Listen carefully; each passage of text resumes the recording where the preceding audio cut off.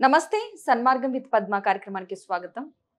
ఈ రోజు మనతో పాటు ఉన్నారు ప్రముఖ వేద పండితులు కుందుర్తి పవన్ కుమార్ శర్మ గారు. వారిని అడిగి మనకున్న సందేహాలన్నింటినీ కూడా నివృత్తి చేసుకునే ప్రయత్నం చేద్దాం. నమస్కారం గురుగారు. శ్రీమాత్రే నమః. గురుగారు, ఆషాఢ మాసం యొక్క ప్రత్యేకత ఏంటి? ప్రత్యేకించి ఆషాఢ మాసానికి కొన్ని ప్రత్యేకతలు ఉంటాయి. ఆ మాసాన్ని ప్రతి ఒక్కరు కూడా గుర్తుపెట్టుకుంటూ ఉంటారు. ఎందువల్ల అంటారు? ఆషాఢ మాసం అన్ని మాసాల్లోకెల్లా కూడాను ఆధ్యాత్మికంగా చాలా ప్రత్యేకమైనది. దానికి కారణం ఏమిటి అంటే, మన తెలంగాణ ప్రాంతంలో కూడా మనం చూస్తూ ఉంటాం. విశేషించి అమ్మవారి ఆరాధనలు, అంటే గ్రామదేవతల యొక్క ఆరాధనలు, బోనం ఉత్సవాలు జరిగేటటువంటి మొట్టమొదటి పండగ. అంటే మనం చైత్ర మాసం నుంచి మనం కనుక తీసుకున్నట్లయితే, చైత్రం, వైశాఖం, జ్యేష్టం ఈ 3 మాసాల్లోనూ మనకి ప్రత్యేక ఉత్సవాలంటూ ఏమీ కనపడవు. అంటే అందరూ ఆచరించుకునేటటువంటి. కానీ బోనం ఇట్లాంటి ఉత్సవాలు వచ్చేసరికి మనకి ఆషాఢ మాసంతోనే మొదలవుతాయి. ఇక రెండవది, పెద్దలు ఆకామావై అని ఒక నానుడి వాక్యం చెప్తారు.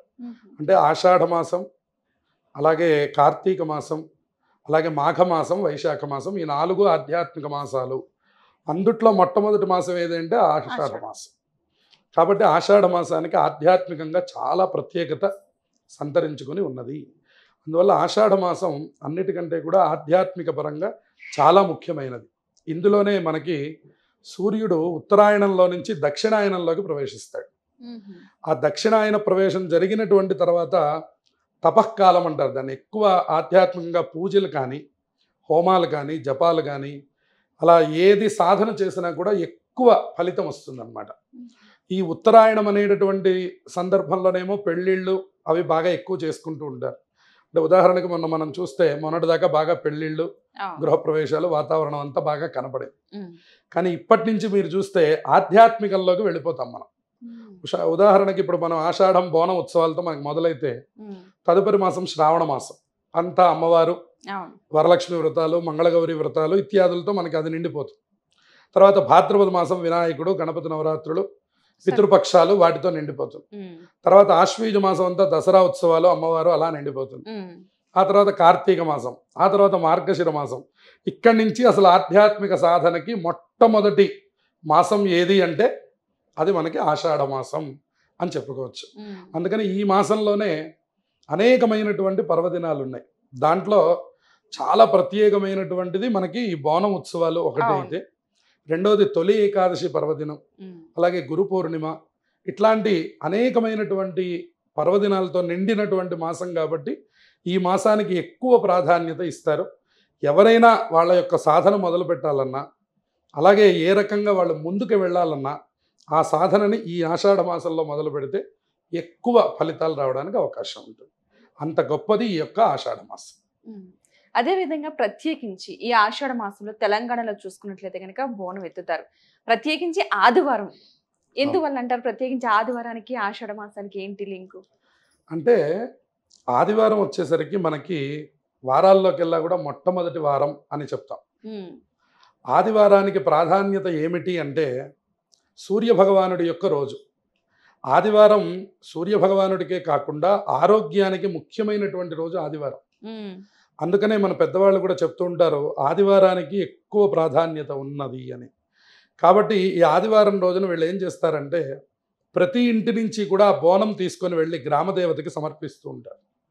తద్వారా మన ఇంట్లో ఉండేటటువంటి గ్రహపీడలు, అలాగే దృష్టి దోషములు, నరఘోష ఇత్యాది దోషములన్నీ కూడా పోయి పరిపూర్ణంగా ఆరోగ్యం కలగడానికి, అలాగే కుటుంబం అంతా క్షేమంగా ఉండడానికి అత్యంత ముఖ్యమైనటువంటి రోజులు ఆదివారములు అన్నమాట.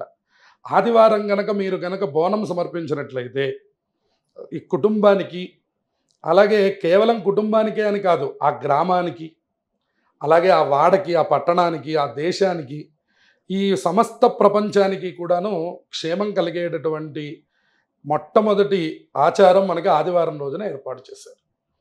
ఆదివారం రోజు ఎవరు ఆచరిస్తారో వాళ్ళకి ఆరోగ్యం సంభవిస్తుందని.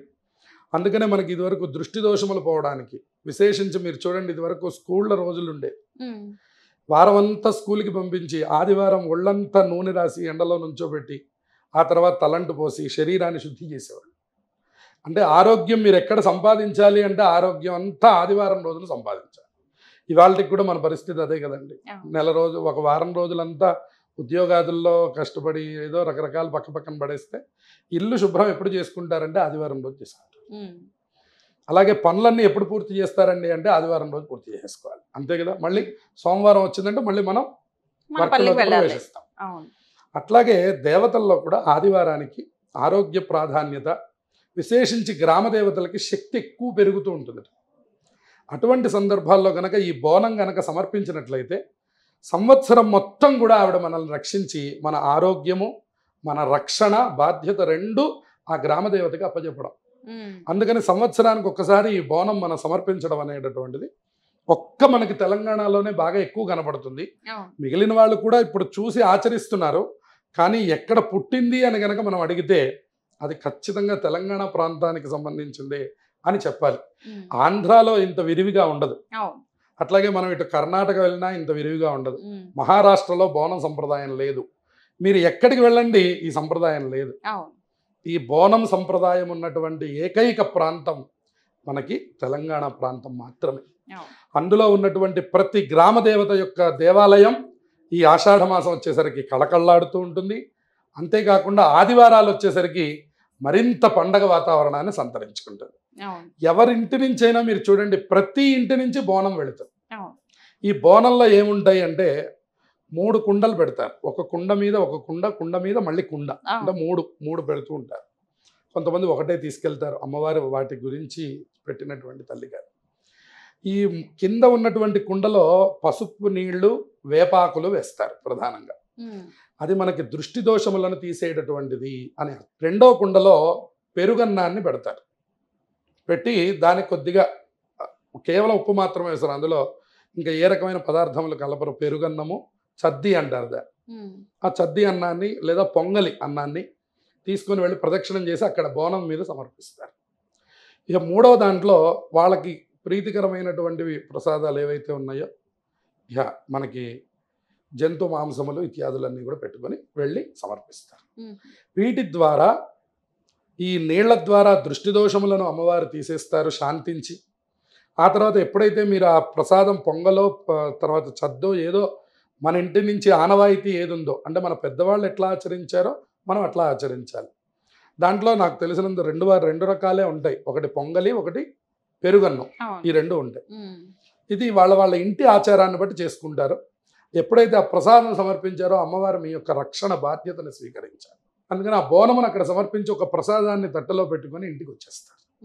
అమ్మవారికి కొబ్బరికాయ, పూలు సమర్పిస్తాం. దాంతో ఈ సంవత్సర కాలం మొత్తము కూడా అమ్మవారు మనల్ని ఈ అకాల మృత్యువులు రాకుండా చూడండి. అకాల మృత్యువులు ఎంత చూస్తున్నాము. మొన్న ఈ మధ్యనే మనం ఆ విమాన ప్రమాదాన్ని చూసాం. చూడండి, సంబంధించినటువంటి వాళ్ళు సరే, ఆ విమానం ఎక్కినందుకు, విమానం ఫెయిల్ అయినందుకు వాళ్ళు వెళ్ళిపోవడం సరే, ఎక్కడో కూర్చొని అన్నం తింటున్నటువంటి వాళ్ళ మీదకి వెళ్ళి ఇది పడడం ఏమిటి? ఇది పడడమే కాకుండా నేను ఇంకొక చోట చూశాను. అది ఆ పక్కన ఉన్నటువంటి టీ అమ్ముకునేటటువంటి ఆవిడ కొడుకు పక్కనే ఒక చిన్న రూమ్లో పడుకొని ఉన్నట్ట. ఈ విమానం పడినటువంటి శకలం వెళ్ళి వాడి మీద పడింది. ఆ పిల్లవాడు కూడా అక్కడికక్కడే మృతి చెందాడు. చూడండి, దీన్నే అకాల మృత్యు అంటారు. ఆ పిల్లవాడి వయస్సు 14 సంవత్సరాలు. ఆ తల్లి కూడా ఊహించాలి. ఆ తల్లి టీ స్టాల్లో ఉండి టీ పెడుతుంది ఆవిడ. ఆ కొడుకు ఒక 14 సంవత్సరాలు ఉంటాయి. ఆ హాస్టల్లో చదువుకుంటున్న పిల్లలందరికీ కూడా 25 మించి ఎవరు ఉండరు. 25 సంవత్సరములకు మృత్యు రావడాన్ని అకాల మృత్యు అంటారు. అకాల మృత్యు పోవాలి అంటే బోనం ఉత్సవాల్లో అందరూ పాల్గొనాలి. అటువంటి సందర్భాల్లోనే అమ్మవారు మనకి రక్షణ కల్పిస్తారు అని మన ప్రాంతంలో గట్టిగా నమ్మి, అందుకనే బోనం వచ్చేసరికి కుటుంబం అంతా ఒక చోటికి చేరతారు. ఆ రోజు చక్కటి వస్త్రధారణం చేసుకొని, చక్కగా కాళ్ళకి పసుపు, కుంకుమ అన్ని అలంకారములు చేసుకొని, శిరస్సు మీద ఆ బోనం పెట్టుకొని బయలుదేరి వెళ్ళి బోనం సమర్పిస్తారు. ఇది ఒక గొప్ప ప్రక్రియ. గ్రామదేవత ఉపాసన చేయడంలో ఇది చాలా ఉత్తమమైనటువంటి ప్రక్రియ. అంటే చాలా మంది ఆనవాయితీగా బోనం సమర్పించే వాళ్ళు ఉంటారు. అదే కాకుండా ఎవరైనా సరే ఒకవేళ అమ్మవారికి బోనం సమర్పించాలి అని అనుకుంటే, కొత్తగా ఉన్నవాళ్ళు బోనం సమర్పించవచ్చు అంటారా? ఏమైనా నియమాలు ఉంటాయా? నియమాలంటూ ప్రత్యేకంగా ఏమీ లేవు. కాబట్టి మనం ఇక్కడ ప్రాంతంలో ఉంటున్నాం. ఉదాహరణకి మనం ఎక్కడి నుంచో, ఆంధ్ర ప్రాంతం నుంచో, కర్ణాటక ప్రాంతం నుంచో వచ్చాము. అమ్మవారికి బోనం సమర్పించాలని మనం అనుకుంటే మన గ్రామ దేవతకి మనకు సమర్పించుకోవడంలో ఎటువంటి నియమాలు లేవు. ఉదాహరణకి కేరళలో ఉన్నటువంటి అయ్యప్ప స్వామి కోసం మనం అందరం ఇక్కడ మాల వేసుకుంటున్నాం. కాబట్టి ఆ మాల వేసుకొని తమిళ వాళ్ళ పద్ధతి ఒక రకంగా ఇరుముడి కట్టుకొని పడి పూజ చేయడం ఒక పద్ధతిలో ఉన్నది, తెలుగు వాళ్ళ పద్ధతి ఒక రకంగా ఉన్నది, కేరళీయ పద్ధతి ఒక పద్ధతిగా ఉన్నది. కానీ అందరి భక్తులు చేరేది అల్టిమేట్గా భగవంతుడి దగ్గరికి. అట్లాగే ఈ బోనం ఉత్సవం కూడా ఎవరైనా ఆచరించవచ్చు. ఇంటి ఆనవాయితీతో ఎక్కువగా పని లేదు. కాకపోతే మిగిలినటువంటి వాళ్ళు ఆ పొంగలి ఇవి తీసుకెళ్లకుండా కేవలం తల మీద ఒక నీళ్ల కుండ పెట్టుకొని అందులో వేపాకులు వేసుకొని అంతవరకు వెళ్ళి ప్రదక్షిణం చేసి అమ్మవారికి కనుక సమర్పించినా కూడా చూడండి, అందుకే మీరు చూస్తుంటే అక్కడక్కడ మీకు కనపడతాయి చిన్న చిన్న చెంబులు కూడా చిన్నపిల్లలు తీసుకొని వెళ్తారు. అంటే ఇది ఆనవాయితీకి సంబంధం కాదు, అమ్మ మమ్మల్ని రక్షించమ్మా అని కోరుకోవడం. కాబట్టి ఇది ఎవరైనా ఆచరించవచ్చు. దీనికి ఏ రకమైన నియమాలు ప్రధానమైనటువంటి అంశాలతో సంబంధం లేదు. ఇది అందరికీ సంబంధించింది. ఇది ఎవరి ఆరోగ్యం వాళ్ళకి సంబంధించింది, ఎవరి రక్షణ వాళ్ళు వెళ్ళి అమ్మవారి దగ్గర కోరుకోవాలి. అందుకని మన పిల్లల్ని కూడా తీసుకెళ్తారు, వాళ్ళకు కూడా ఒక చిన్న చెంపిస్తారు, పసుపు రాసి బొట్లు పెట్టి ఒక చిన్న ముంత పట్టుకొని వాడు బయలుదేరుతారు. కాబట్టి ఇది అందరూ చేసుకోవచ్చు, ఎవరికి ఎటువంటి నియమాలు లేవు, ఎవరైనా చేసుకోవచ్చు. గురుగారు, ఈ ఆషాఢ మాసంలో ప్రత్యేకించి మనకి ఒక తొలి పండుగ వస్తుంది, తొలి ఏకాదశి. దాని ప్రత్యేకత ఏంటి అసలు? తొలి ఏకాదశి అనేది ఈ మాట ఎందుకన్నారంటే, విష్ణుమూర్తి తన యొక్క శక్తిని ప్రకటించడం కోసం యోగ నిద్ర అనేటటువంటి నిద్రలోకి ప్రవేశిస్తారు. ప్రవేశించి ఆయన ఒక 4 నెలలు 5 నెలల పాటు నిద్రా కాలంలో ఉంటారు. అందుకనే మీరు చూడండి, చాలా సినిమాల్లో మనం కథల్లో కూడా మనం వింటాం, విష్ణుమూర్తి ఏం చేస్తారు అంటే ఒక శేషపాన్పు మీద పడుకొని ఉంటే లక్ష్మీదేవి ఆయన యొక్క పాదములు ఒత్తుతూ ఉంటుంది. ఇది మనం విన్నాం, దాన్నే మనం ధ్యానం చేస్తాం. శాంతాకారం భుజగ శయనం పద్మనాభం సురేషం అంటున్నాం. భుజగ శయనం అన్నాం. భుజగం అంటే పావు అని అర్థం. ఆ పాము యొక్క మీద పడుకున్నటువంటి వాడు అంటున్నాం. ఆయన ఎట్ట పడుకున్నాడంటే ఆయనకేమి ఏదో అలసిపోయి పడుకున్నవాడు కదా, శాంతాకారం. ఆయన చాలా ప్రశాంతంగా పడుకున్నాడు, చూస్తే నవ్వుతూ ఉంటాడు. అబ్బా, నవ్వుతూ కూడా పడుకుంటారా అండి? ఎక్కడైనా ఉంటారు. కొంతమంది సగం కళ్ళతో పడుకుంటారు చూడండి, కొంతమంది నవ్వుతూనే పడుకుంటారు. అట్లా రకరకాలుగా శాంతాకారం భుజగ శయనం పద్మనాభం, ఆయన యొక్క నాభి నుంచి పద్మం ఉంటుంది, పద్మంలో బ్రహ్మగారు ఉంటారు. సురేషం, దేవతలందరికీ కష్టం వస్తే ఎక్కడికి వెళ్తారు? విష్ణుమూర్తి దగ్గరికి వెళ్తారు మొట్టమొదటి. అందుకే దశావతారాలు వచ్చాయి. అట్లాగే ఇట్లా మనకి వర్ణించేటప్పుడు ఏం చెప్తారంటే, ఆ భుజగ శయనం, ఆ పాము అనేటటువంటి ఆదిశేషుడి మీద ఆయన పవళించి ఉంటాడు. అటువంటి పవళించి ఉన్నటువంటి యొక్క స్వామి ఎప్పుడు పవళిస్తారు, ఎప్పుడు పడుకొని ఉంటారండి ఆయన అంటే, కాదు, ఆయనకు ఒక టైం ఉంది. మనకు ఒక రాత్రి అనే టైం ఎట్లా ఉందో ఆయనకు కూడా ఒక టైం ఉంది. అందుకని దేవతలకి ఉత్తరాయణం అంతా పగలు, దక్షిణాయనం అంతా రాత్రి అని చెప్పారు. ఇప్పుడు మన కాలం లాగానే మనకి ఇక్కడ ఉన్నటువంటి కాలం ప్రకారం, అలాగే ఇక్కడ ఉన్నదానికి అమెరికాలో ఉన్నదానికే మనకి ఇంత తేడా చెప్తుంటే, ఎన్ని మైళ్ళు పైకి వెళ్తే ఉందండి వైకుంఠం. ఆయన గజేంద్ర మోక్షంలో చెప్తారు, ఎక్కడున్నాడయ్యా స్వామి అంటే ఆయన వర్ణించారట. అలవైకుంఠపురంబులో నగరిలో ఆమూల సౌధంబుదాపల మందార వనాంతరామృత సదప్రాపేందు కాంతోపలోత్పల పర్యంక రమా వినోదయగు విఫ్వల నాగేంద్రము పాహీ పాహీ అను కుయ్యాళించి సౌరంభియ్యి. అక్కడున్న ఆయనకి వినపడాలట ఈ గజేంద్రుడు ఏడవడం. ఎట్లా వినపడుతుందండి అంటే, ఆయన వినిపించుకున్నట్టు ఆయన భక్తులు ఎక్కడ పిలుస్తున్నారో అని ఎప్పుడు చెవులు పెట్టి వింటూ ఉంటాట. ఆ విన్నటువంటి తర్వాత ఒక్కసారి గజేంద్రుడి యొక్క ఏడుపు వినపడిందిట. ఒక్క ఉదుటున లేచి పరిగెత్తాట ఆయన. మళ్ళీ దాన్ని కూడా పోతన గారు వర్ణించారు. ఎంత గొప్ప వర్ణన, ఎంత గొప్ప విష్ణుమూర్తి. సిరికింజెప్పడు శంఖచక్ర యుగముంచేదోయి సంధింపడు, ఏ పరివారంబును చీరడ భ్రగపతిన్ వన్నింపడు అని ఆవిడకేం చెప్పలేదుట, నేను వెళ్ళొస్తాను నువ్వు జాగ్రత్తగా చూసుకొని ఏం చెప్పలా. ఆ ఏడుపు వినపడింది, లేచి పరిగెత్తుతున్నట్టు ఆయన. చేదోయి సంధింపడే పరివారంబును చీరడు.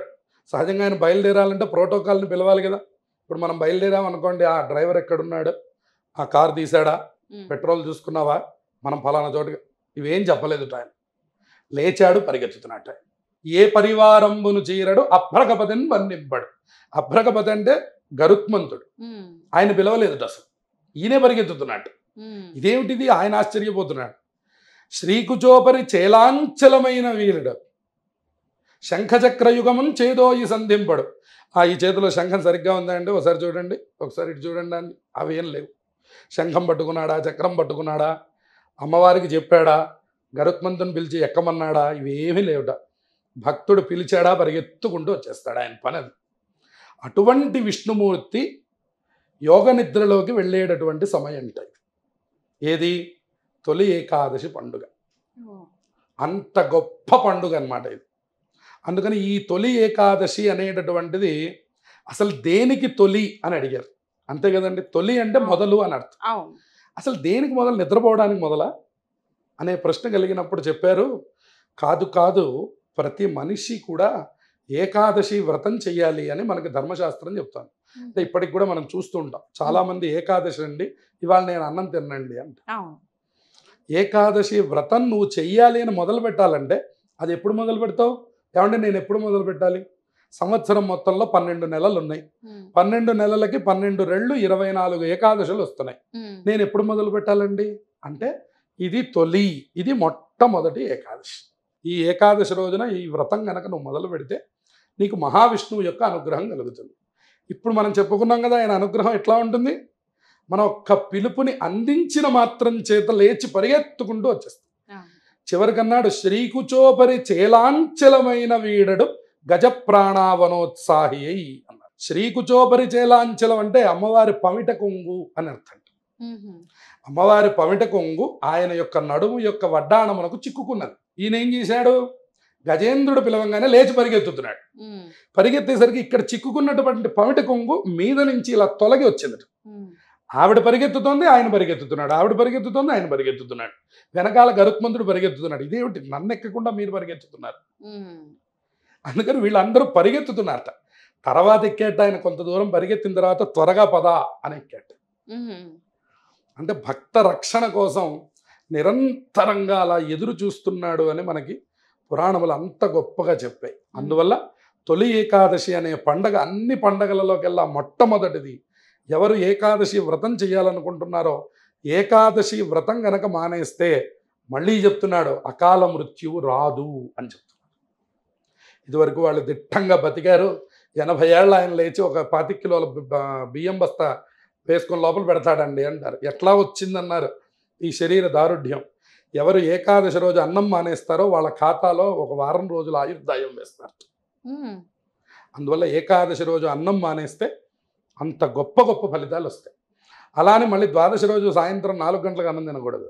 ద్వాదశి రోజు పొద్దున్నే 9 అయ్యేసరికి అన్నం తింటే ముందు రోజు ఏకాదశి రోజు చేసినటువంటి ఫలితం వస్తుంది అన్నమాట. కనీసం 12 లోపల. అదేంటంటే 9ంటికి మేము జర్నీలో ఉంటాం కదా అంటే కనీసం 12 లోపల నువ్వు ఆహారం తీసుకొని విష్ణుమూర్తిగా ఉపవాసాన్ని సమర్పిస్తే అప్పుడు నీకు ఏకాదశి ఉపవాసం చేసినటువంటి ఫలితం వస్తుంది. దాని ద్వారా ఆయుర్దాయం కలుగుతుంది, మహావిష్ణువు అనుగ్రహం కలుగుతుంది, మనకి ఏది కావాలంటే అది కలుగుతుంది. శరీరం ఈ కాలంలో అన్నిటికంటే ముఖ్యమైనది ఏమిటి? శరీరమే, ఆరోగ్యం. అదొక్కటి కలగాలంటే ఈ తొలి ఏకాదశిని మీరందరూ బాగా జరుపుకోవాలి. అంటే ఈ తొలి ఏకాదశి రోజున ప్రత్యేకించిన పూజ నియమాలు పాటించి తప్పకుండా. ఇప్పుడు అవకాశం ఉన్నటువంటి వాళ్ళు ఒక సత్యనారాయణ వ్రతం చేసుకోవచ్చు. లేదు అందరూ కుటుంబం కూర్చొని ఒక్కసారి విష్ణు సహస్రనామం పారాయణ చేయవచ్చు. లేదండి మేము ఆ శ్లోకాలన్నీ ఏం చదువుకోలేమండి, అవన్నీ మేమెక్కడ చదువుతాము అంటే కనీసం 29 నిమిషాల పాటు ఉంటుంది మనకి ఈ విష్ణు సహస్రనామం. సుబ్బలక్ష్మి గారు చెప్పింది రకరకాలుగా ఉంది. కనీసం అది ప్లే చేసి మీరు అందరూ ఒక విష్ణుమూర్తి, ఒక వెంకటేశ్వర స్వామి దగ్గర కూర్చోండి. కనీసం ఒక అరగంట ఇది భగవత్ సమయం అని మీరు కేటాయించి ఆ రోజు కూర్చొని విష్ణుమూర్తికి ఆ సమయాన్ని ఇవ్వండి. అప్పుడు కూడా మీకు ఆ ఫలితం దక్కుతుంది. ఎందుకంటే చూడండి, తండ్రి సంవత్సరం 2 ఏళ్లకు కానీ కొడుకు అమెరికా నుంచి ఇంటికి రాడు. ఏదో 2 రోజులు వచ్చి వెళ్ళిపోతాడు. వెళ్ళిపోతే ఆయన ప్రేమ ఎంత ప్రేమ అంటే సంవత్సరం 2 ఏళ్లకు ఒక్కసారి వాడిని చూస్తున్నాను నేనని. 2 అవుతుంది నాన్న, వాడు ఎక్కడో బయటికి వెళ్ళాడు, వాడేమో తినడు పెందలాడి, నువ్వు పెద్దవాడివి నీకు నీరసం వస్తుంది, నువ్వు అన్నం తినంటే వాడు ఉండేదే 2 రోజులు. కాబట్టి నేను వాడితో కూర్చొనే అన్నం తింటా. వాడు రాత్రిపూట వచ్చి ఒక్క అరగంట మాట్లాడి వెళ్ళిపోతే ఆ జ్ఞాపకాలు ఆయన 2 సంవత్సరాలు పెట్టుకుంటాడు. అట్లా మీరు నిరంతరం బిజీగానే ఉన్నారు. ఒక్క తొలి ఏకాదశి రోజున ఒక్క అరగంట సమయం భగవంతుడి ముందర కూర్చొని ఒక్క తులసిమాల అట్లా స్వామివారికి సమర్పించి కూర్చొని విష్ణు సహస్రనామం చదవగలిగిన వాళ్ళు చదివి, చదవలేనటువంటి వాళ్ళు కనీసం విన్నా ఆ తండ్రి విష్ణుమూర్తి అంత గొప్పగా సంతోషపడిపోతాడు. ఎందుకంటే ఆయన చాలా సులభుడు. ఆయనకేమి మనం రకరకాలుగా సంతోషపెట్టాల్సిన అవసరం ఏం లేదు. ఆయనకు చిన్న భక్తి చూపిస్తే సంతోషపడతాను. నువ్వు నన్ను ఆర్తితో పిలవరా గోవిందా అని, నీకోసం నేను రెడీగా ఉన్నాను. ఎక్కడున్నాను? వైకుంఠంలో కూడా లేను. నడుచుకుంటూ వచ్చి తిరుమలలో నుంచొని ఉండిపోయాడు ఆయన. ఆయన పడుకొని కూడా పడుకోవాలా, కూర్చొని కూడా కూర్చోవాలా. ఏం చేశాడు ఆయన? అట్లా నుంచొని ఉండిపోయినాడు. ఎందుకుట నుంచోవడం? అమ్మవారు అడిగిందిట, ఏమిటా నుంచుంటావు? హాయి కూర్చో, విష్ణుమూర్తి అంటే హాయిగా మనకు ఆసనాలు బోల్డ్ ఉన్నాయి. ఏ భక్తుడు పిలుస్తాడో, ఏ క్షణాన రక్షించాలో గోవిందా అనంగానే రక్షణకు వెళ్ళిపోవాలి అని భాగవతంలో కృష్ణుడి యొక్క స్కందంలో చెప్పారు. అందుకని ఆయన చిటికిన వేల మీద అట్లా ఎత్తి ఆ పర్వతాన్ని అలా నుంచుండగానే చాలామంది నమ్మలేదు. ఎత్తడం అయితే ఎత్తాడు, కానీ ఎంతసేపు పట్టుకుంటాడు? చూస్తే చిన్నపిల్లవాడు, చిన్నదైనటువంటి చెయ్యి అందున చిటికిన వేలు మీద పెట్టాడు. ఏ క్షణమైనా వదిలేస్తాడు. ఆయన తల మీద పడితే పడింది, నా తల మీద పడుతుంది లేనిపోయిందని అసలు చాలాసేపు నమ్మలేదట స్వామివారు. తర్వాత నెమ్మదిగా ఆవుల లోపలికి వచ్చాడు. ఇంద్రుడు వడగళ్ల వాన కురిపించాడు. ముందు గోవుల లోపలికి వచ్చాయి, గోవుల తర్వాత మనుషులు వచ్చారు. ఎందుకంటే వీడికి భగవంతుడి మీద నమ్మకం ఉండదు, వాడి మీద వాడికి నమ్మకం ఉండదు, వాడికి తల్లిదండ్రుల మీద నమ్మకం ఉండదు, వాడు చేసే ఏ పని మీద వీడికి నమ్మకం ఉండదు. అది మనుష్యత్వంలో గొప్పతనం. వాడు దేన్ని నమ్మడు. వాడు ఇంట్లో పెళ్ళాన్ని నమ్మడు, తల్లిదండ్రుల్ని నమ్మడు, ఆఖరికి వాడు కూడా నమ్మలేనటువంటి స్థితిలో ఉంటూ అంటున్నాను. అందుకని ముందు గోవులు వెళ్ళిపోయినాయిట. ఎవరు పట్టుకున్నది అక్కడ? శ్రీకృష్ణుడు. ఆయన మన మీద కొండ పడేస్తాడా అని ఎవరు పరిగెత్తారు? గోవులు వెళ్ళిపోయినాయిట. గోవులు వెళ్ళాక మనిషికి బుద్ధి వచ్చిందట. అందుకని మనుష్యుడిని గోవుకు పూజ చేయమన్నాడు, గోవుని మనుషుడికి చేయమని చెప్పాలి. అందుకని మనిషి వెళ్ళి గోవుకు పూజ అని బుద్ధి వస్తుంది. ఎందుకని? అవి నమ్మినట్టు కూడా నువ్వు పరమాత్మను నువ్వు నమ్మలేదు. అందువల్ల ఈ ఏకాదశి రోజున గనక మనం కనీసం విష్ణు సహస్రనామం చదువుకున్న, ఒక తులసి దళం సమర్పించిన, ఇంకా అవకాశం ఉన్నటువంటి వాళ్ళు సత్యనారాయణ వ్రతం చేసుకోవచ్చు. అలాగే విష్ణుమూర్తి ఆలయానికి వెళ్ళి సందర్శించవచ్చు. ఇలా తొలి ఏకాదశిని సుసంపన్నం చేసుకోవాలి ప్రతి ఒక్కరూ కూడా. ఆ విషయాన్ని అందరూ తెలుసుకోవాలి. చాలా గొప్పగా చెప్పారు గురుగారు. అదేవిధంగా ఇదే ఆషాఢ మాసంలో మనకి ప్రత్యేకించి గురు పౌర్ణమి చాలా విశిష్టంగా జరుపుకుంటూ ఉంటారు చాలా మంది. దాని యొక్క ప్రత్యేకత కూడా తెలియచేయండి. గురు పౌర్ణమి అనేది అత్యంత ముఖ్యమైనటువంటి సన్నివేశం. కారణం, ఇది గురు పౌర్ణమి కంటే మొట్టమొదటి పేరు ఏమిటంటే ఇది వ్యాస పౌర్ణమి అని పేరు. ఎందుకని వ్యాస పౌర్ణమి అంటే, వ్యాస భగవానుడు లోకానికి చేసినటువంటి ఉపకారం అంతా ఇంత కాదు. ఇవాళ మనకు అసలు వ్యాసుడు అంటే మన పిల్లలకి తెలియట్లేదు. దీని మీద చాలామంది పెద్దలు, చదువుకున్నటువంటి వాళ్ళందరూ దృష్టి పెట్టాలి. ఇది ఏమైపోయిందంటే, గురు పూర్ణిమని వాళ్ళ యొక్క గురువుల్ని సత్కరించమని ఈ పూర్ణిమ వచ్చింది. ఇప్పుడు నువ్వు ఎవరి దగ్గర చదువుకొని ఉంటాం, ప్రతి ఒక్కళ్ళం ఒకళ్ళ దగ్గర చదువుని అభ్యసిస్తేనే ఈ రూపం వచ్చింది మనకి. చదువు లేకపోతే మన బుర్ర మనకి ఎందుకు కూడా మనకి ప్రయోజనం ఏం లేదు మనుష్యత్వానికి. ఒక్కొక్కళ్ళు ఒక్కొక్క రంగంలో రాణిస్తారు. ఒకళ్ళు డాక్టర్ అవుతారు, ఒకళ్ళు లాయర్ అవుతారు, ఒకళ్ళు ఇంజనీర్ అవుతారు, ఒకళ్ళు జర్నలిస్ట్ అవుతారు, ఒకళ్ళు వేద పండితులు అవుతారు. రకరకాల విద్యలు ఏదైనప్పటికీ ఖచ్చితంగా ఒక గురువుని ఆశ్రయించి చదువుకోవాల్సిందే. అది డబ్బులు ఇచ్చి చదువుకున్నామా, పాఠశాలలో చదువుకున్నామా, యూనివర్సిటీకి వెళ్ళామా, హాస్టల్లో ఉన్నామా తర్వాత విషయం. కానీ గురువు గారు లేకుండా విద్య వస్తుందా? రాదు. అందుకని గురుత్వానికి గౌరవాన్ని ప్రకటించవలసిన రోజు గురు పూర్ణిమ అని చెప్పి మనకి టీచర్స్ డే అని జరుపుకుంటున్నాం కదా, సెప్టెంబర్ 5వ తారీఖు. టీచర్స్ డే ఎటువంటిదో గురు పూర్ణిమ అటువంటిది. మనం ఇంగ్లీష్ యాక్టివిటీలో మనం దాన్ని టీచర్స్ డే అంటున్నాం.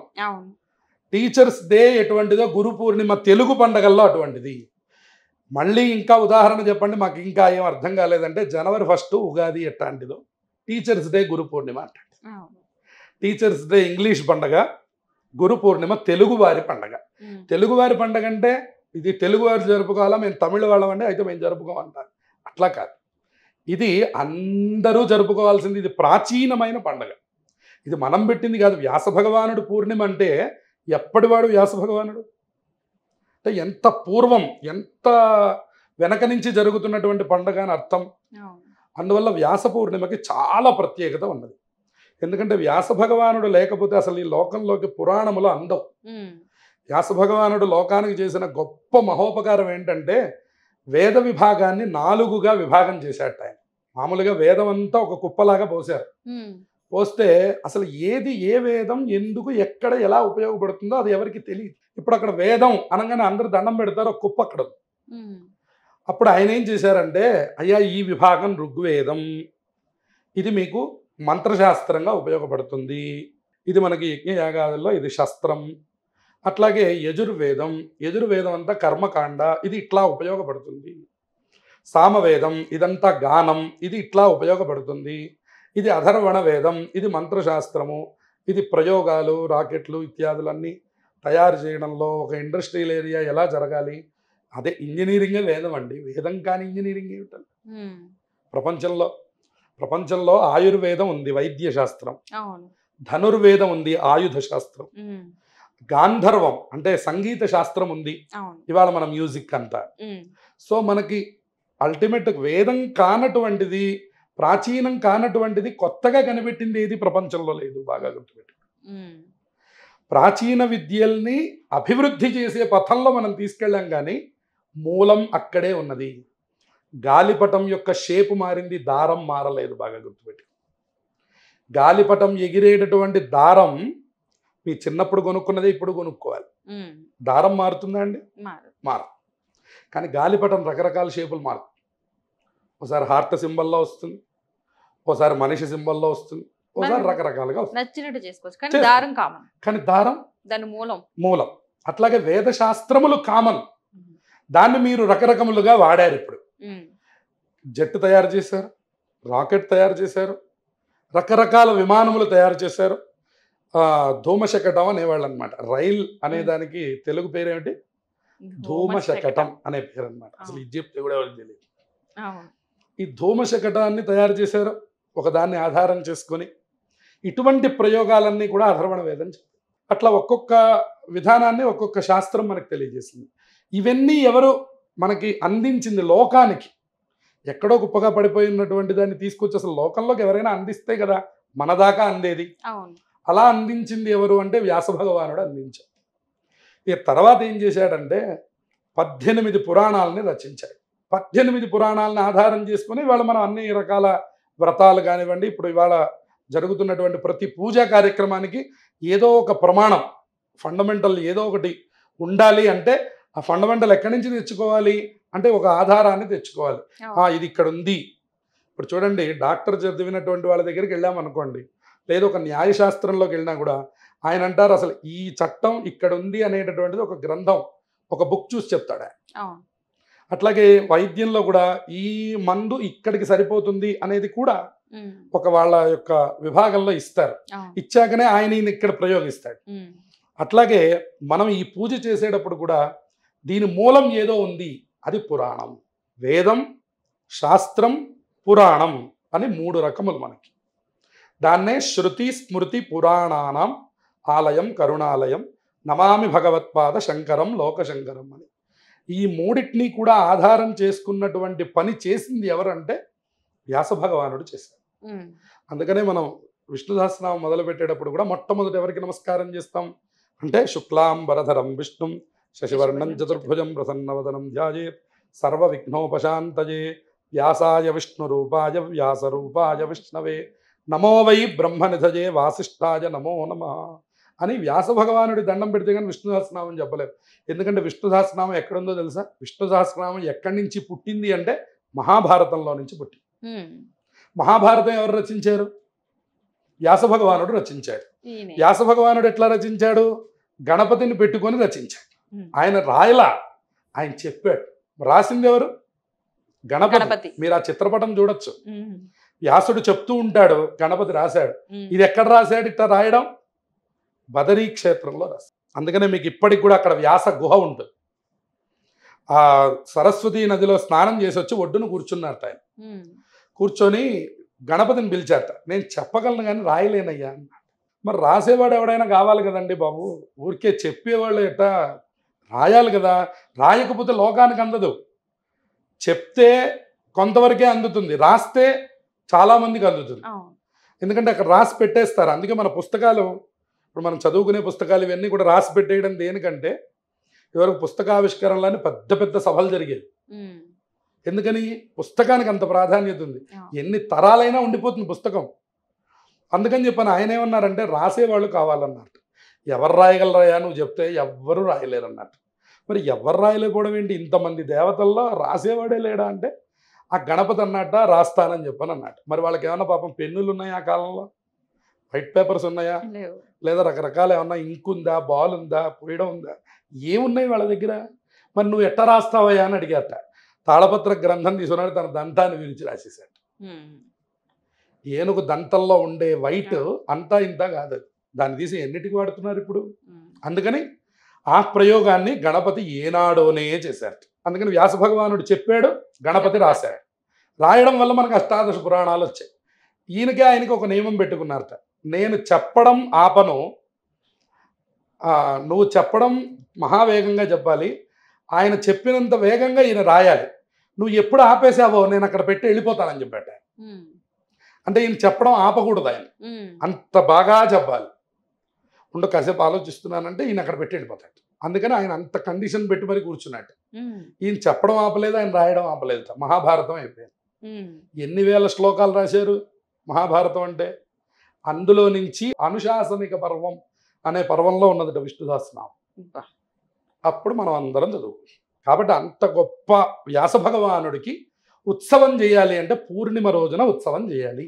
అందుకని కనీసం మేమిక్కడి నుంచి కోరుకుంటున్నది ఏమిటంటే, ఇది మరీ సాయిబాబా పండగ కూడా అయిపోయింది. అసలు ప్రతి వాళ్ళకి ఎక్కడికి వెళ్ళాలండి అంటే సాయిబాబా గుడికి వెళ్ళడం ప్రారంభమైంది. అవును. నేను తప్పు అనట్లేదు, కానీ వ్యాసుడు గురించి ఎవరు చెప్పట్లేదు. అలాగే కనీసం మీ గురువులు ఎవరైతే మీ టీచర్స్ ఉన్నారో, ఎవరైతే ఇప్పుడు సంగీతమో నృత్యమో ఏదో నేర్చుకుంటున్నటువంటి గురువు గారులు ఉన్నారో, వాళ్ళందరినీ సత్కరించుకోవాల్సిన రోజు గురు పూర్ణిమ. ఉమ్. బాగా గుర్తుపెట్టుకోండి. వ్యాస భగవానుడిని పూజించాలి, శంకరాచార్యుల వారిని పూజించాలి. శంకరాచార్యుల వారు అన్నప్పుడు ఇంకొక మాట కూడా చెప్పాలి. అందుకనే యతీశ్వరులు కూడా చాతుర్మాస్య దీక్ష అని చేస్తారు. ప్రతి పీఠం వాళ్ళకి చాతుర్మాస్య దీక్షలు ఉంటాయి. ఆ దీక్ష మొదలయ్యే రోజు ఈ గురు పూర్ణిమ, వ్యాస పూర్ణిమ. ఉమ్. ఇవాళ నుంచి మొదలుపెట్టి వాళ్ళు చాతుర్మాస్య దీక్షలు చేస్తారు. అది ప్రతి పీఠంలోనూ ఉంది మనకి. కాబట్టి అటువంటి గొప్పదైనటువంటి రోజు గురు పూర్ణిమ. గురు పూర్ణిమ రోజు ముఖ్యమైనటువంటి పనులు 3 చేయాలి. అందులో ఒకటి వ్యాస భగవానుడిని తప్పకుండా స్మరించాలి. ఈ తరం వాళ్ళకి ప్రత్యేకంగా చెప్పేది ఏంటంటే, ఆ తల్లిదండ్రులు కూడా పిల్లలకి చెప్పట్లా. ఉమ్. ఖచ్చితంగా మీరు వ్యాస భగవానుడి యొక్క చిత్రపటాన్ని తీసుకొచ్చి వాళ్ళకి చూపించండి. అసలు వ్యాస భగవానుడు అంటే ఎవరో లోకానికి, ప్రపంచానికి, మన తర్వాత భావితరాలకి తెలియాలి. లేదంటే మనకి ఎంతసేపటికి వీళ్ళు మిగిలిపోతారు, కానీ అవును. అక్బర్ బీర్బల్ కథలు తప్ప మన దగ్గర ఏం మిగలవు. ఇంకా ఇప్పటికే మిగల. ఇప్పటికే మనకి స్కూల్ విభాగంలో అసలు ఒక పురాణానికి సంబంధించిన కథలు చెప్పడం అన్నీ పోయినాయి. అసలు రాముడు ఎవరంటే ఒకసారి 4 సార్లు కిందకి అటు ఇటు చూసే పరిస్థితి వస్తుంది. కృష్ణుడు ఏం చేశాడు అంటే ఎంతసేపు గోపికలు వీటి గురించి మాటలు తప్ప, 16,000 మంది భార్యలండి, 8 మంది గోపికలండి, ఇవి ఈ మాటలు తప్ప అసలు కృష్ణ భగవానుడు అంటే ఆయన ఏం చేశాడనే మాట చెప్పే వాళ్ళు లేరు, చెప్పే విద్యాలయాలు లేవు. స్కూల్లో ఎక్కడైనా చెప్తారండి? అసలు కృష్ణుడు ప్రస్తావన వస్తుందండి ఎక్కడైనా స్కూల్లో? ఒక రాముడు ప్రస్తావన వస్తుందా అండి? మన చిన్నప్పుడు తప్పకుండా వచ్చేవి. మనందరం పుస్తకాల మీద చూసాం. మనందరం రామాయణంలో నుంచి ఒక పోర్షన్ మనందరికీ చెప్పేవారు. రాముడు రావణాసురుడిని ఎందుకు చంపాడు, సీతాదేవిని ఎందుకు ఎత్తుకుపోయినాడు, ఇది చిన్న పిల్లల దగ్గర నుంచి తెలుసు వాళ్ళకి. ఇవాళ ఎంతమందికి తెలుసు? హూ ఈజ్ సీత అంటాడు, ఎవరా సీత అనే పరిస్థితి ఇవాళ లోకంలో నడుస్తున్నది. విద్య ఎంత ఎదిగిపోతున్నా చూడండి, ఈ ఆధ్యాత్మిక విద్యనే నేర్పమని ధర్మం చెప్పట్లా, లౌకిక విద్యని నేర్చుకోవద్దు అని చెప్పట్లా. కానీ మీరు మూలాలు ఎప్పుడు మర్చిపోయారో, మీరేం చేస్తున్నారంటే మూలములు మర్చిపోయి తల్లిదండ్రుల్ని చూడట్లేదు అంటున్నారు. దేవుడి మీద భక్తి లేనటువంటి పిల్లవాడు ఎవ్వడు తల్లిదండ్రుల్ని చూడడు. బాగా గుర్తుపెట్టుకోండి. దేవుణ్ణి చూడాలి అంటే మీ స్వార్థం ఎక్కడి నుంచి మొదలవ్వాలంటే, ముందు వాడిని భగవద్భక్తి వైపుకి మీరు నడిపిస్తే భవిష్యత్తులో తల్లిదండ్రుల మీద కూడా భక్తి వస్తుంది. అంతేగాని ఉన్న పళంగా తల్లిదండ్రుల మీద భక్తి రాదు. ఎందుకు వస్తుంది? రాదు. ఇవాళ అనాథాశ్రమాలు వస్తున్నాయన్నా, వృద్ధాశ్రమాలు వస్తున్నాయన్నా, తల్లిదండ్రులు తీసుకువెళ్ళి రోడ్డు మీద వదిలేసి వస్తున్నారన్నా, మీరు చెప్పవలసినటువంటి ఏ రకమైనటువంటి మంచి మాటలు చెప్పలేదు. మీరు కూడా ఎంతసేపటికి గతాన్ని తవ్వి సంతోషపడుతున్నారు. ఏమని? మా తాతగారండి. ఎందుకు మీ తాతగారికి? నువ్వేం చేసావు? మా తాతగారండి అప్పట్లో చాలా పూజలు చేసావు. నువ్వేం చేస్తున్నావు? నీ సంగతి ఏమిటో చెప్పు. నీ తర్వాత తరానికి నువ్వేమందించావు చెప్పు. నీ పిల్లలకి నువ్వేం నేర్పించావు చెప్పు. నీ పిల్లవాడికి వ్యాస భగవానుడు అంటే తెలుసా? నీ పిల్లవాడికి శంకరాచార్యుల వారు అంటే తెలుసా? అసలు నీ పిల్లవాడికి గురువు గారు అంటే ఏమిటో తెలుసా? అప్పుడు గురు పూర్ణిమని జరుపుకోవాలి. అందుకు మనం జరుపుకోవాలి. వాళ్ళని జరిపించేటట్టుగా మనం చెయ్యాలి. వాళ్ళని ఇన్వాల్వ్ చేయాలి. చేసి ఒరేయ్ వాళ్ళ గురు పూర్ణిమ, నీకు చదువు చెప్తున్నటువంటి మీ టీచర్ గారికి ఇదిగో ఈ చిన్న సత్కారం చేసిరా. డబ్బు రూపంలో కాకపోయినా ఆయనకు ఉపయోగపడే వస్తువు ఒకటి కొని వారికి అందిస్తే ఆ పిల్లవాడి మీద ఆ గురువు గారికి ఒక అనురాగం కలుగుతుంది. ఆ గురు శిష్య సంబంధం అద్భుతమైనటువంటి విద్యకి కారణం అవుతుంది. ఇదివరకటి వాళ్ళు అట్లాగే చేసేవాడు. ఇప్పటికీ ఉంది అది. గురు శిష్య సంబంధం ఎక్కడికి పోలేదు. గురు శిష్య సంబంధం నడవాలి అంటే ఆ గురు పూర్ణిమని బాగా జరుపుకోవాలి. గురు పూర్ణిమని పిల్లలకి తెలియజేయాలి. గురు పూర్ణిమ అంటే సాయిబాబా గుడికి వెళ్ళి లైన్లో నుంచొని కొబ్బరికాయ కొట్టడం కాదు. మళ్ళీ గుర్తుపెట్టుకోండి. గురు పూర్ణిమ అంటే మిమ్మల్ని మీరు ఉద్ధరించుకోవడం. ఏ రకంగా? మా గురువుల్ని ఆశ్రయించి వాళ్ళ ఆశీర్వచనాలు పొందడం. సాయిబాబా గుడికి వెళ్ళొద్దన్న అభిప్రాయం కాదు. అదే పెద్ద విషయం అనుకుంటున్నారు. కాదు. ఇది గురు పూర్ణిమ అంటే ఇది వ్యాస పూర్ణిమ. ఇది వ్యాస భగవానుడికి సంబంధించింది. ఇది గురువులకి సంబంధించింది. ఇది తల్లిదండ్రులకి సంబంధించింది. తల్లిదండ్రులే కదండి మొట్టమొదటి గురువులు. అమ్మ లోకం చూపించి ఇదిగోరా ఈయన నాన్న అని కూడా అమ్మే చెప్పాలి కదండి. మనకెట్ట తెలుసు? తండ్రిని చూపించి ఈయన మీ తండ్రి, ఇదిగో ఈయన నీ మామయ్య, ఈయన మీ తాతయ్య అని చెప్పవలసిన మొట్టమొదటి గురువు తల్లి. తర్వాత లోకాన్ని చూపించి నాన్న ఇదిగో ఇది నీ స్కూలు, ఇదిగో నీకు ఫలానా ప్రొఫెసర్ ఈయన, నువ్వు ఈయన్ని ఆశ్రయించాలి, ఈయనతో ఉండాలి, ఇట్లా ఉండాలి, ఇట్లా చెయ్యాలి అని చెప్పని ఆయన నడవడికతో వాడికి నడక నేర్పేటటువంటి వాడు తండ్రి. ఆ తర్వాత నీకు చదువు అనే జ్ఞానాన్ని నీ యొక్క బుర్రలోకి నింపి నిన్నుగా నిలబెట్టేటటువంటి వాడు గురువు. అందుకనే అజ్ఞాన తిమిరాంధస్య జ్ఞానాంజన శలాకయ చక్షురున్మీలితం ఏన తస్మై శ్రీ గురవే నమః అన్నాడు. అజ్ఞానం అనేటటువంటి ఈ చీకట్లలో కొట్టుకుంటున్నటువంటి సమయంలో ఒక చిన్న కాగడ వెలుగు వస్తుందిట. దాని పేరే గురువు అన్నారు. చూడండి, ఆ సమయంలో అదే అవసరం. ఏమంటే నా జేబులో ₹1,00,00,000 ఉన్నాయి, అర్జెంటుగా ఇక్కడికి ఒక 10 లైట్లు వచ్చి వెలగాలని వెలుగుతుందా? వెలుగు. నా దగ్గర ఐఫోన్ ఉందండి, కావాలంటే ఇది మీకు ఇచ్చేస్తాను, ఒక్క లైట్ వేయండి ఇక్కడ అంటే వెలుగుతుంది? వెలగదు. మీరు ఏం చేయండి అక్కడ పనికిరాదు. అక్కడ కావాల్సింది జ్యోతి మాత్రమే. ఆ జ్యోతి ఎవరు వెలిగించారో ఆయన్ని గురువు అన్నారు. ఏదో మనం పాడైపోతూ ఉంటాం. ఒరే నాన్న తండ్రి అని చెప్పేటటువంటి గురువు దొరికినప్పుడే మనం వెళ్ళిపోతాం. ఎవరో మనల్ని మార్చిన వాళ్ళు మన జీవితంలో తప్పకుండా ఉంటారు. అది ఏ వయసు వారికైనా. ఇదేదో పిల్లలకి చెప్పమన్నారు, పిల్లలకి సంబంధించింది అని మీరు అనుకోవద్దు. ఇది అందరికీ సంబంధించింది. మీరు ఏ ఏజ్ వాళ్ళైనా సరే, మీకు 75 సంవత్సరాలు వస్తే మీ జీవితంలో కూడా మీకు కొంతమంది ముఖ్యులు ఉంటారు. మిమ్మల్ని ఆధ్యాత్మిక మార్గంలోకి నడిపినటువంటి గురువులు మీకు ఉంటారు. వాళ్ళ దగ్గరికి వెళ్ళండి, వాళ్ళని సత్కరించండి. అది మీరు గురు పూర్ణిమని జరుపుకున్నట్టు. అందుకని ఈ గురు పూర్ణిమ అత్యంత విశేషమైంది. అందుకనే మొట్టమొదటి మాసంలో పెట్టారు. ఇక్కడ ఇంకొక మాట మనం ఏం చెప్పుకోవచ్చు అంటే, ఇక్కడ మీకు ఏ రకమైన ఫంక్షన్లు మీకు అడ్డురావు. దీన్ని మీరు మహా ఆనందంగా జరుపుకోవాలి. చూడండి, కార్తీక పౌర్ణమి వచ్చేసరికి ఈ తీరిక ఉండదు. ఆశ్వీజ పూర్ణిమ వచ్చేసరికి ఈ తీరిక ఉండదు. భాద్రపద పూర్ణిమ వచ్చేసరికి గణపతి నిమజ్జనాలు జరుగుతూ ఉంటాయి. మిగతా ఏ పూర్ణిమకి ఈ తీరిక ఉండదు. ఏ తీరిక ఏ సమయంలో ఎక్కడ ఎలా పెట్టాలో ఆ ఋషులకి, కాల నిర్ణయం చేసే ఋషులకి తెలుసు. కాబట్టి గురు పూర్ణిమను తీసుకొచ్చి ఆషాఢ మాసంలో పెట్టారు. అంత గొప్పగా నిర్ణయం చేశారు గురు పూర్ణిమని. ఇప్పుడు చూడండి, మనం గురు పూర్ణిమని మనం ఎలా జరుపుకుంటున్నాము అని మనం ప్రశ్నించినప్పుడు కేవలం మనం ఒక సాయిబాబా దేవాలయానికి వెళ్ళడమో, లేదంటే ఏదో గుడికి వెళ్ళి కొబ్బరికాయ కొట్టి రావడం అని మాత్రమే మనం అనుకుంటున్నాం.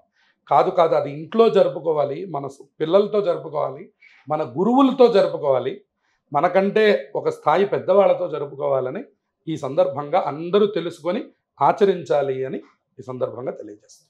చాలా గొప్పగా చెప్పారు గురుగారు. యాక్చువల్గా ఏంటంటే గురు పౌర్ణమి అన్నది మీరన్నట్టు సాయిబాబా గుడికి వెళ్ళాలి అని ఫిక్స్ అయిపోయారు చాలా మంది. కొంతమంది మాత్రమే ఇలా గురువును పూజించాలి, మనకి విద్య నేర్పిన ఒక దారి చూపించిన గురువుకి మాత్రం మనం సత్కరించుకోవాలన్నది కొంతమందికి మాత్రమే తెలుసు. సో దీని ద్వారా మరికొంతమంది తెలుసుకుంటారని ఆశిద్దాం. సంతోషం. అదేవిధంగా గురుగారు ఆషాఢ మాసంలో ప్రత్యేకించి ఆడవారు గోరింటాకు పెట్టుకుంటూ ఉంటారు. అవును. ఎందువల్ల అంటే ప్రతి నెలలో పెట్టుకున్నది వేరైతే గతం అవును. నుంచి ఎక్కువగా విన్నది ఆషాఢ మాసంలో ఖచ్చితంగా ఆడపిల్లలు గోరింటాకు పెట్టుకోవాలి అని చెప్పి అవును. దేనికి సూచిక? ఆషాఢ మాసంలో గోరింటాకు పెట్టుకోవడం అనేటటువంటిది బాగా ప్రహతంగా అన్ని చోట్ల కనబడుతుంది. మిగతా అన్ని సమయాల్లో గోరింటాకు పెట్టుకోవడం కంటే కూడా ముత్తైదు స్త్రీలకి చాలా ముఖ్యమైనటువంటి సౌభాగ్య వస్తువు ఏదైనా ఉందంటే అది గోరింటాకు అన్నమాట. అందుకే మీరు చూడండి అమ్మవారి చిత్రపటాలు అవన్నీ చూసినప్పుడు మీకు ఎప్పుడు అమ్మవారి చెయ్యి మీకు ఆ అన్ని వేళ్ళు గోరింటాకు పెట్టి, ఉదాహరణకు మీకు ఎవరైనా వేషం వేసి నాట్యం చేసినటువంటి రూపాల్లో చూసినప్పటికీ కూడాను వాళ్ళు కాళ్ళకి పారాణి చేతికి గోరింటాకు ఉన్నట్లుగానే, అంటే మనం లత్తుక అని అది పెట్టుకుంటూ ఉంటాము, అటువంటి సందర్భంలోనే ఉన్నది అనేటటువంటి మాటని చెప్తారు. కాబట్టి అటువంటి గొప్పదైనటువంటి ప్రక్రియ ఏమిటి అంటే కనుక ఈ మాసంలో పెట్టుకునేటటువంటి ఈ ఉత్సవం అన్నమాట. దీన్ని మన వాళ్ళు ఏం చేస్తారంటే ఈ మాసంలో ప్రత్యేకించి ఒక పేరంటంలాగా చేస్తారు.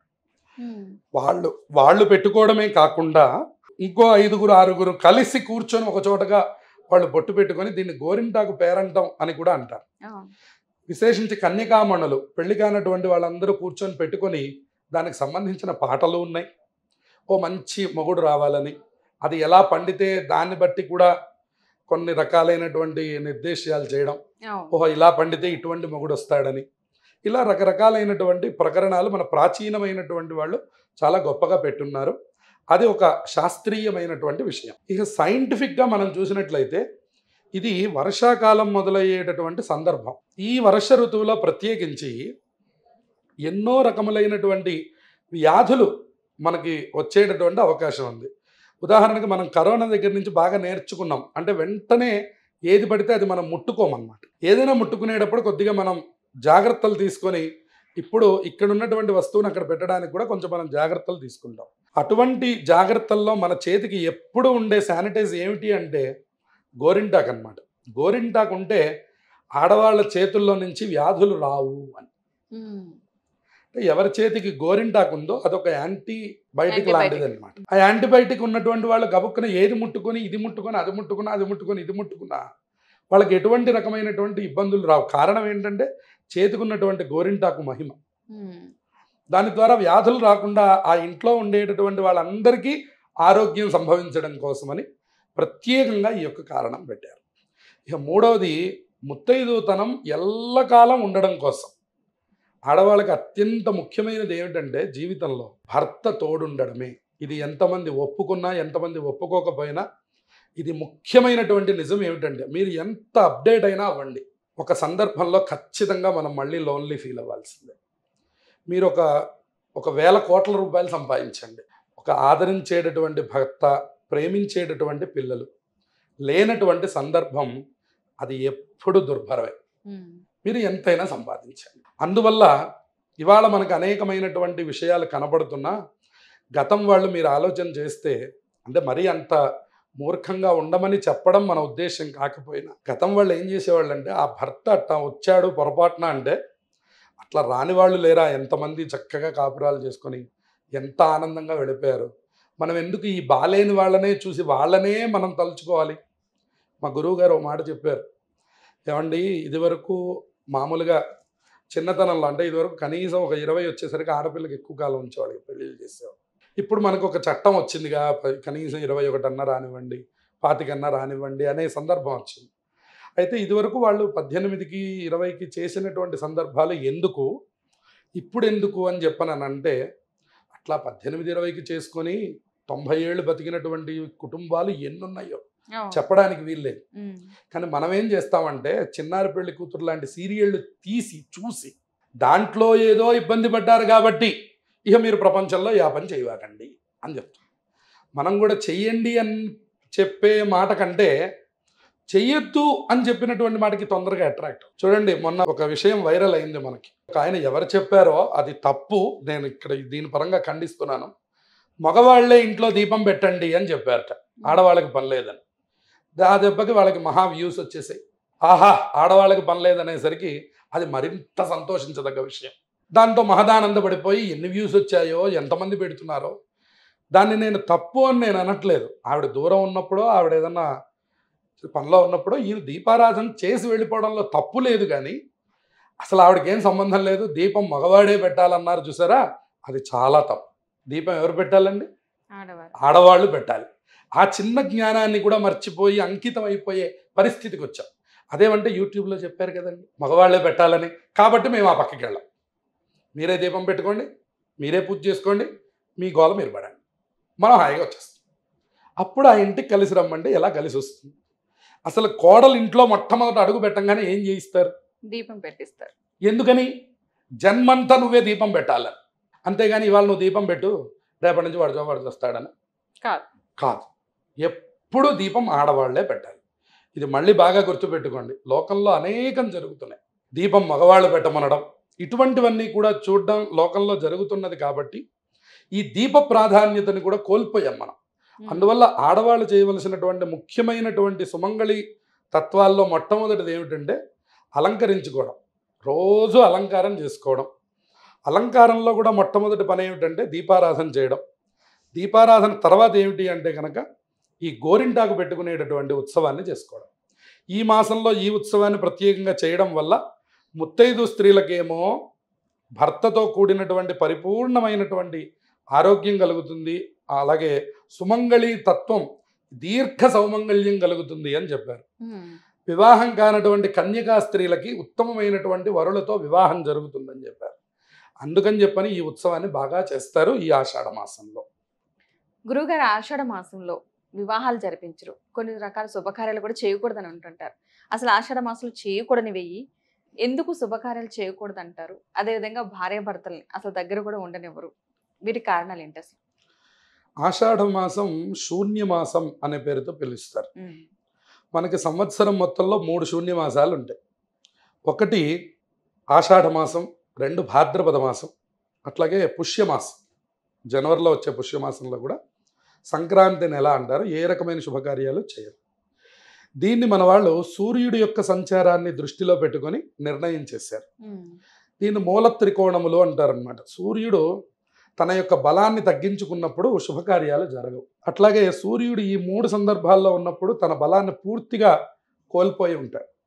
అందుకని రవి బలం లేనటువంటి ముహూర్తాన్ని పెద్దలు అంగీకరించరు కనుక సూర్యుడు బలం ఉంటేనే శుభకార్యానికి కూడా బలం. కాబట్టి ఆయన సర్వలోక కర్మసాక్షి. కాబట్టి మనం ఏ రకమైన కర్మలు చేయాలన్నా ఇటువంటి కార్యక్రమాలన్నిటికీ సూర్యుడి యొక్క అనుగ్రహం ఉంటే తప్ప కావు.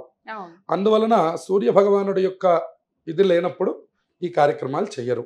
ఇక మిగతా గ్రహములకి మూఢమి అంటారు, సూర్య భగవానుడికి శూన్యము అంటారు.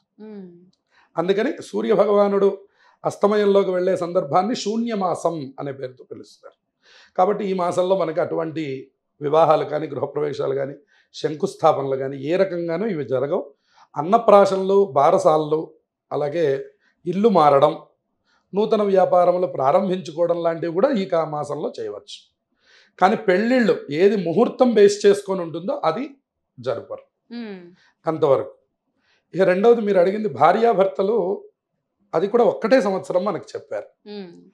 మళ్ళీ పై ఆషాఢం నుంచి మళ్ళీ మామూలుగా యథావిధిగానే ఉంటారు. మొదటి ఆషాఢానికి మాత్రం ఈ నియమం పెట్టారు. దేని వలన అంటే ఆషాఢంలో జరిగేటటువంటి యొక్క దాంపత్యం వలన సక్రమమైనటువంటి సంతానం కలగదు అని పెద్దలు చెప్తూ ఉండేవారు ఇదివరకు. ఎందువలన? రవి బలం ఇందాక నేను చెప్పినట్టు శూన్యంగా ఉండడం వల్ల. ఈ ఆషాఢ మాసానికి వచ్చేసరికి మరీ ప్రత్యేకమైనటువంటి రోజులు కనుక ఆషాఢ మాసంలో భార్య భర్త ఒక దగ్గర ఉండకూడదు. కానీ ఈ మాట వినడానికి మనకు కొద్దిగా ఇబ్బందిగా అనిపిస్తుంది. అసలు మీరెవరు దూరం చేయడానికి? శాస్త్రం చెప్పడం ఏంటి, వాళ్ళు చెప్పడం ఏంటి అనే ప్రశ్న కలిగినప్పుడు మన వాళ్ళ అత్తగారి పేరు చెప్తారు. అందుకని లోకంలో భార్యాభర్తలు అనే మాట అందరూ ఆషాఢ మాసంలో అత్తగారింట్లో ఉండకూడదు అంటారు. ఇదివరకు వాళ్ళు అత్తగారి ఇల్లు వేరండి, మా ఇల్లు వేరండి అనలేదుగా. అందుకని అత్తగారి మీద పెట్టారు.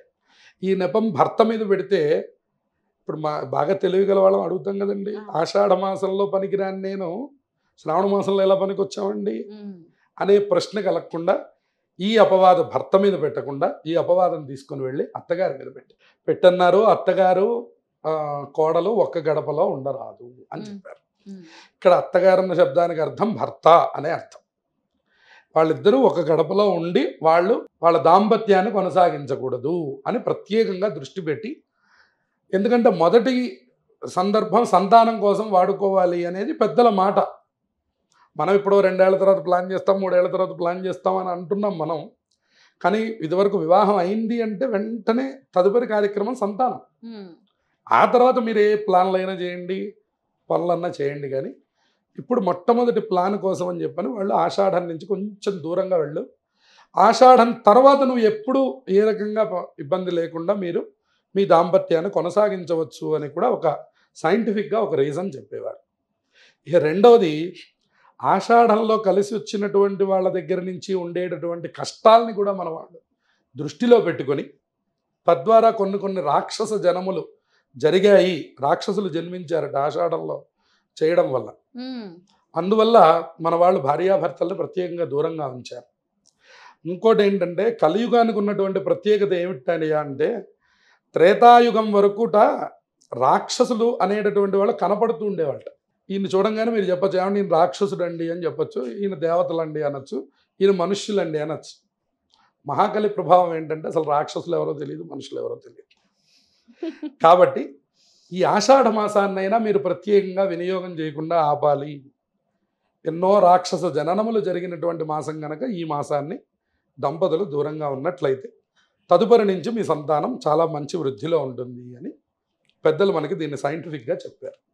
కాబట్టే మనం దూరంగా ఉంచడం, ఒకళ్ళ ఇంట్లో ఉండకుండా ఆ సంవత్సరం మాత్రమే, మళ్ళీ తర్వాత నుంచి యథావిధిగా వాళ్ళు కొనసాగుతారు.